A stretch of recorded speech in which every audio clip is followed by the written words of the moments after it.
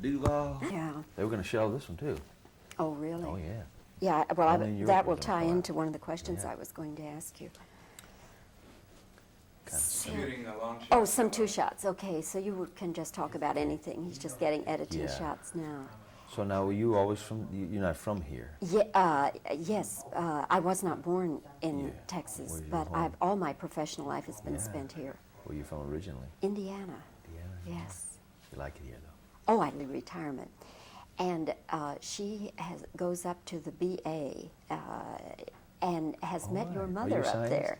No, I'm Yeah, not, my no. mother, yeah, okay. But I'm part of a part, and I have so much admiration for the concept of, Yeah. for what science is all about.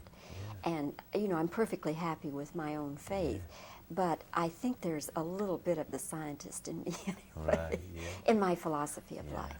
But anyway, my friend Ethel Kirshner knew that I had interviewed you, and so I keep in real close touch with her. And when she came back from the Probably tired of it too. probably okay, well, Bob Duvall, we've got that straight now. It is Duvall. Duvall, right? Yes, it is lovely to see you again. Thank you. And I've been following Tender Mercies so closely because you did shoot it in this area in Yes. Dallas and Waxahachie and Grapevine, and then I've been following kind of the birth of this film around the country.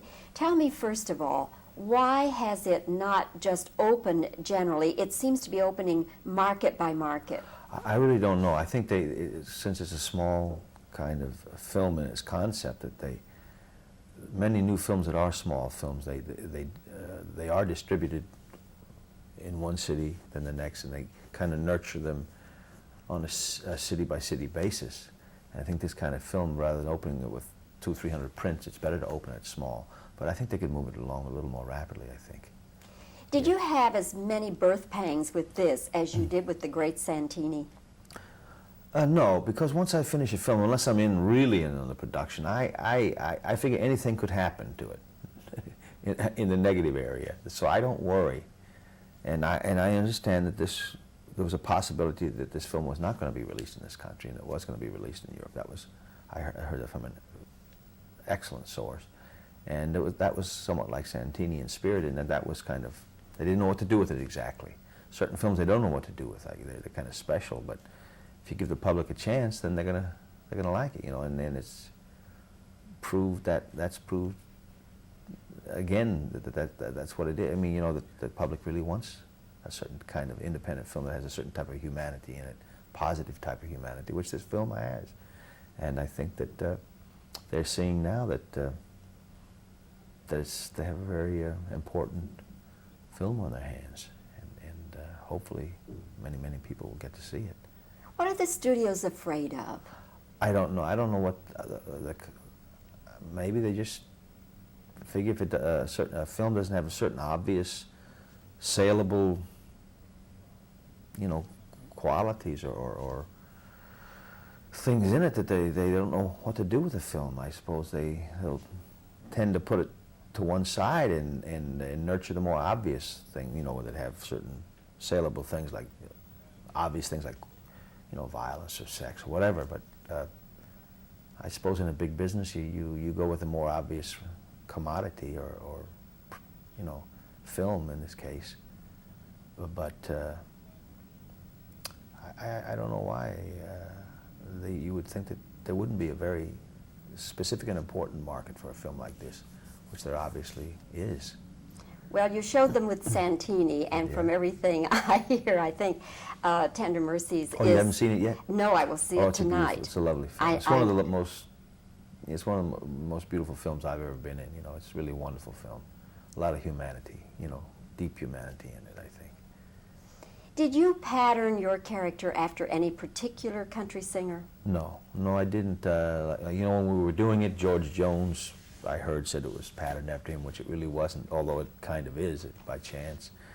Not really. I listened to certain singers that I admired, and when it was over, we about a month and a half ago, we had a special screening in New York that I helped set up for Willie Nelson, and because everybody said it was kind of a Willie Nelson type of character. But when it was over, twice he said to me, he said, you know, you really reminded me an awful lot of Merle up there.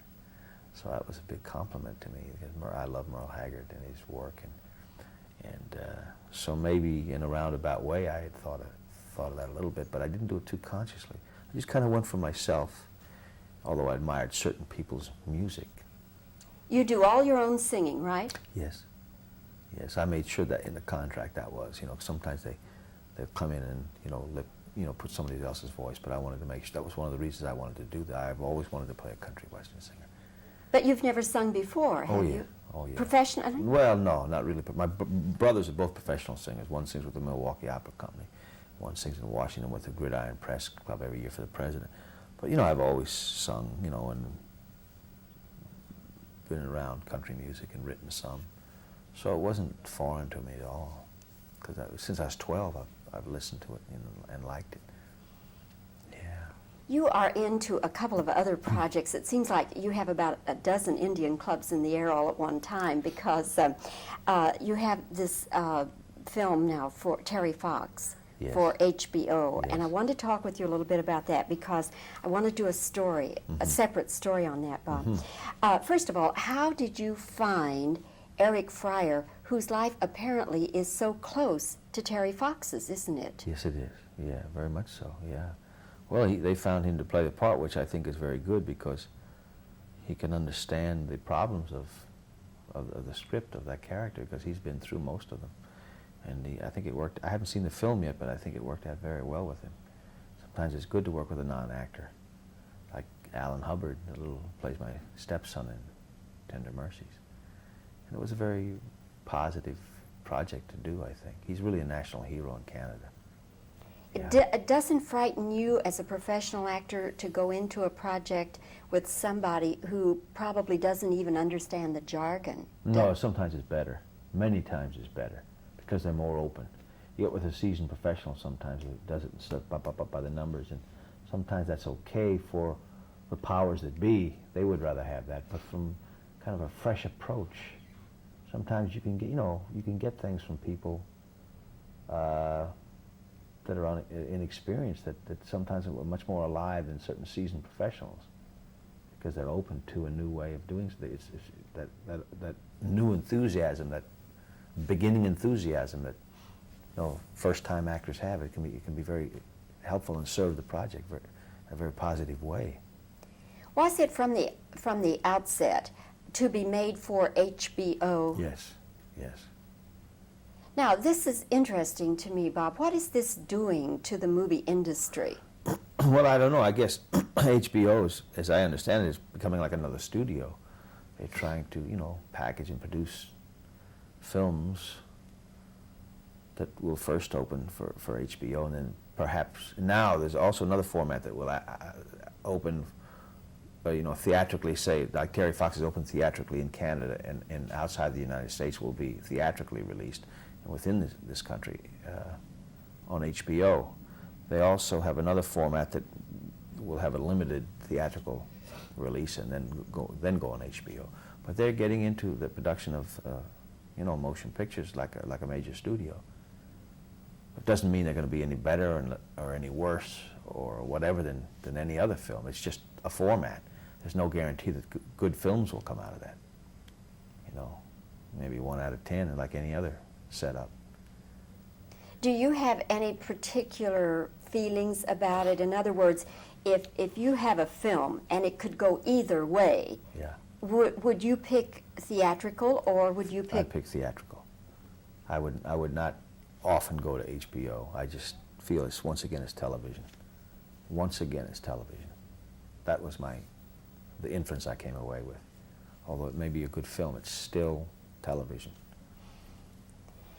You have now another project, Angelo, My Love. Right, yeah. And I've seen you on television talking about it with the little boy. Yeah. And I don't know that much about Gypsy life. I'm kind of like when you were talking with David Letterman, so much of what we hear about gypsies is not terribly flattering. And right. So I wonder if you feel that that can work against the film? In other words, do you think that there are people who will say, I don't want to see a film about... Sure, a lot of people will, but once again, like, it was wonderful a film as a Godfather 1 and Godfather 2. It was a romanticized version of that ilk of people, of that segment of the Italian-American population, and romanticized. I didn't try to romanticize what Angelo might love, and yet on the other hand, I didn't try to make an indictment of a culture. I wanted to show it from a little boy's point of view. And if there are certain qualities about those people that are not positive, I think it's still, there's enough humanity in the film because there was a lot of love, and there was a lot of, these people, whatever they do for a living, it's like even in The Godfather, Coppola tried to stress the family element in that, marriage, death, birth, babies, those things that underlie whatever your profession might be, whether it be, outside the law or within the law. And with the Gypsies, these are the things we tried to emphasize from a little boy's point of view. And once again, dealing with these people as non-actors, it was, for the most part, heaven. I mean, we got things on film that you're just never going to get from even good professional actors. We had one professional actor in it, and he had to be very good to keep up with them because they are excellent, excellent actors. I'd seen a European film where they mixed actors with Gypsies. And really, sometimes it's much more exciting because you don't follow the set rules that have been set down through the years, as to how to make a film. We didn't use the word action hardly ever because we always wanted to be like, instead of now we're going to start, it was all one thing really. So it's just now we're here, now we're there, it's the same. And it was, but I think, it is a different kind of culture. Some people may not like it, but we show, I think, a very human thing underneath, rather than the old Hollywood concept of Gypsies, even King of the Gypsies, which I thought was very sub-mediocre, really. Was it difficult to keep your film becoming a documentary? Well, we started out trying to find certain ways certain styles. We went 2 or 3 or 4 different shoots until we found a way of doing it. It is definitely a fiction film, but once again, because they are such excellent actors, it seems as if you're watching a structured documentary.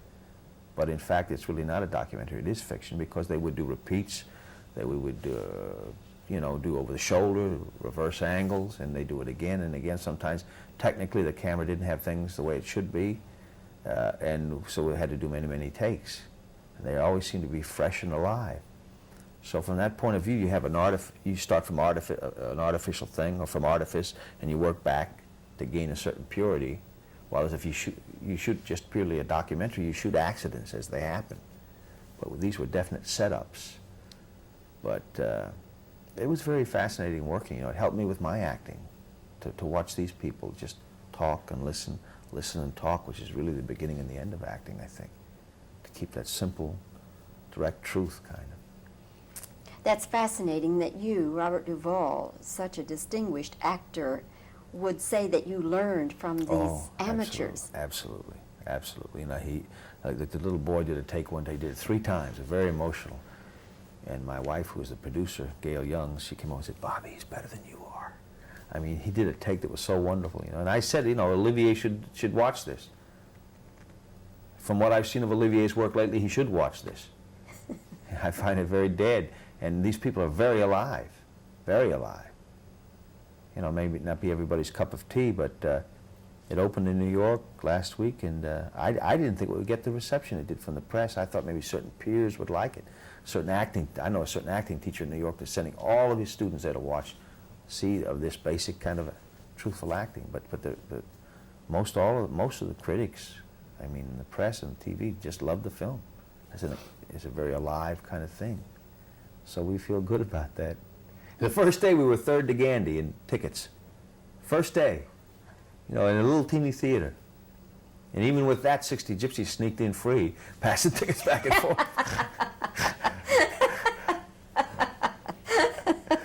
Well, this may start a whole new thing now where young people will say, I'm not going to acting school, but Well, I think you should go, but you know, I mean, I work with them. I work with them closely to different exercises, improvisations. Same way I worked some with Alan Hubbard from Paris. Who, in fact, I put little Alan Hubbard on the phone long distance with the Gypsy boy, and that little East Texas accent with that Gypsy accent, long distance. It was funny. I bet. Yeah, yeah. Well, congratulations on Tender Mercies Thank and you. on all your projects, Bob. Is this now the thing that you're going to be into, doing your own projects? Well, or will you mix it up? as a director, only every few years. Yeah, I'm trying to generate more business for myself rather than just receiving. I'm trying to get in on the producing of, you know, so I can look for properties and help package them more for myself to act in. Yeah, which was kind of the spirit in a certain way with Tender Mercies, I think. And I think if many of the films that I'm in could turn out nearly as well as that, I'd be satisfied. Because I hope many people see it. It's really one of the nicest films I've ever been in, and as well received as any film I've ever been in, including The Godfather. I think it has been tremendously well received, Tender Mercies. Well, I'll look forward to seeing it tonight. I'll And see you thanks, there. Bob. Thanks Thank for you. talking with us. Appreciate it.